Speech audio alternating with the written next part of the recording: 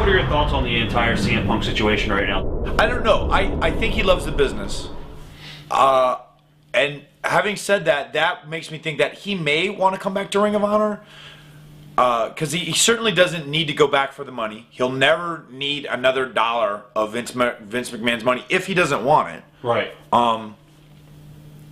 So it's conceivable that he would come back to Ring of Honor, you know, out of just the love of the deal and you know, the passion for what he built here at Ring of Honor. But at the same time, like, you know, he may feel that passionate about WWE and not look at WWE as a paycheck, but look at WWE as where he went from being, you know, CM Punk to CM Punk, you know, best in the world. Right. And so he may want to go back and add to his legacy or whatever. I'm not sure. Who should be booking TNA? Well, I'll give you a couple names that I think would be great doing it. Scott D'Amore, Conan would be good. I always thought Raven had a great mind for the business, and if he was put in a position where he was just creative and not talent, I think he'd be outstanding. Tommy Dreamer, Bubba is got a good mind for the business, and I think if he was put in a position where he was just writing creative, I think he would have a lot to offer. Not that he doesn't, but you know, it's hard to be a talent and a creative guy at the same time. Nash would be good. God, there's a lot of guys.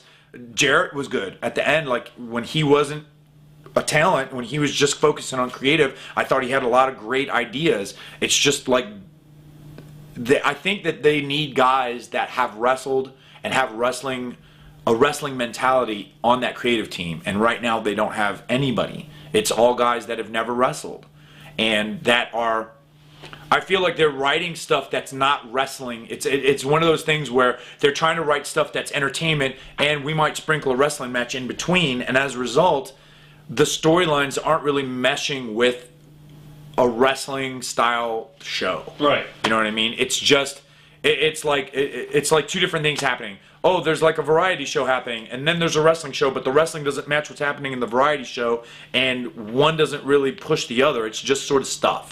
Did you feel that creative had the right idea of what they should do with you at this point?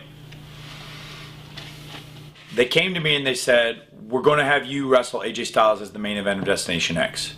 And so I went to creative and I said, look guys, we've done this match 1,000 times, and every time we've done it, AJ's beat me. What if, at Destination X, what if I beat AJ, and then AJ wants the rematch, and I won't give it to him, and I'm running away, and I'm saying no, no, no. So I went to creative a couple times, and I was like, and if I beat AJ here, you know, we can do this, and, you know, or we could do it like this. And then one day, Bruce Pritchard pulls me aside, or D'Lo Brown says, Bruce wants to talk to you. And the two of them pull me aside, and Bruce Pritchard says, now what is the main, God, how did he put it? It was so condescending. It was so condescending. What is the main goal in professional wrestling? And I'm like, to get paid? I don't know. What are you talking about? He says, is winning or losing the important part? And at that point I was like, oh, for fuck's sake, man. I said, look, of course I'll put anyone over that you want. And I'm not, you know, I've never once said, no, I'm not going to do it and throw my ball and run away. I just said, if you do the same thing all the time and expect different fucking results, you're crazy. AJ has beaten me like a drum every time, anytime there's ever been any sort of something, any sort of thing, he's beaten me clean. Let's make something out of it. I want to make this go on. And if I'm going to end up being the bad guy in this situation, and you start the story with him beating me, where do we go from there? That's my point.